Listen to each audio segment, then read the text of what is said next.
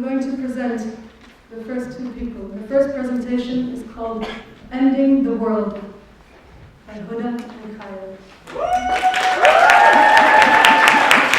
Thank you, everyone. Thank you, Emily, so much for that introduction. It's beautiful, and as you said, it was something that sort of assimilating, bringing together all the points that we've been discussing over this time. It's so nice to see lots of familiar faces as well, and for anybody that I don't know, hopefully you'll get to know you as the program goes on, and perhaps as participants on the course. So as Emily said, my name is Hudda. Hi, my name is Kaya, and we hope to be facilitating the Module 0, entitled Ending the World. Yeah, so the first module starts on Monday, the 23rd of March. It's going to run for 4 weeks. This is very much an introductory course. As Emily was describing, we completely understand that people come with histories and understandings of the world. At the same time, we want to have an opportunity to share and bring together our different understandings so that we can have some sort of commonality to go forward with the rest of the modules. Yeah, so there's no required reading for this one. It's very much to get to know each other and to contribute. We do, however, require you to contribute. So to either bring your own stories, bring your own experiences, and then we're going to have discussions around this. Exactly. We've used these phrases, facilitator and participant, to describe the different relationships in the course for a reason. We're facilitators. We hope to initiate conversations, but we are not teachers. We're not didactic. We, as I said before, we understand that people come with their own stories and understandings. And so we hope that in the modules that we will have this opportunity to have a conversation and build knowledges together. Okay, yes. So, our title, Ending the World. Oops, should I say? Sorry. So, our title, Ending the World, emerges from the knowledge that this world is created on 3 pillars that Emily was already talking about and giving examples of. And these three pillars are known as genocide or colonialism, slavery or capitalism, and Orientalism.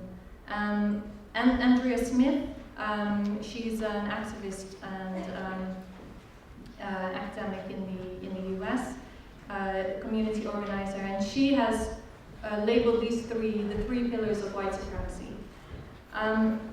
Now, the way that we see the world today is a product which is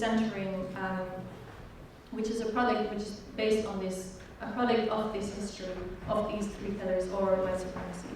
So, for example, if we look at the world map today, if we think about the world, we often imagine an image of the globe with its patches of green and its patches of blue, indicating the land and the ocean. So if we think about, and then another common image is this particular image, this is known as the world map, that everyone is probably familiar with. It has come to dominate the way that we understand the world looks like. So it is, it has its borders, it shows the countries that this world has, it shows the continents. Now what we realize that this, like all maps, they are selective in their being. So all maps are images that are supposed to represent the world. But they are selective as they do not and they cannot represent everything that is the world, right? They are also conventional, so they demand a certain knowledge of the visual language that is used here. Like there's a legend that tells you how to read this map. But in order to be able to read this map, you need to know that language. So it's a particular representation of knowledge. Also, as you all probably know, is that this world is proportionate, right? It's a globe, but it's being spread out, flattened, and thereby its contents is being distorted. So, for example, we all know that Africa is not this size, but it's a lot bigger. And what this map does is it centers Europe in its middle. And the maps are cognitive schemes. They show us how we think about the world.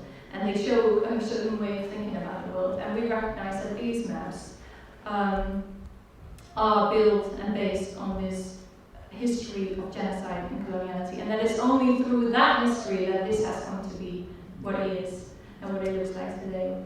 So if we, for example, look at this map, which you would immediately recognize as a colonial representation or an imperial, this is a map that shows Imperial Britain, we might realize immediately that this is a colonial map. However, we would argue that the other map is as colonial as this is. Coloniality has not ended.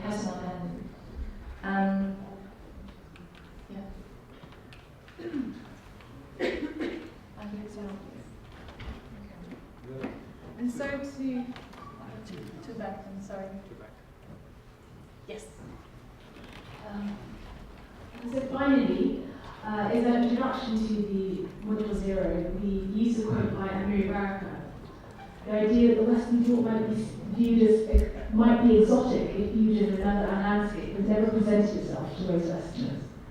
We want to hopefully in our course module discuss this and understand what the perspective are on this, given that the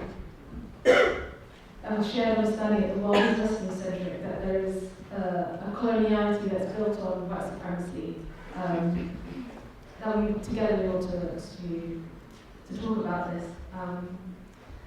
And so perhaps if we understand how the world was made, then we can come to a shared understanding and perhaps even a plan as to how to own this world. Thank you.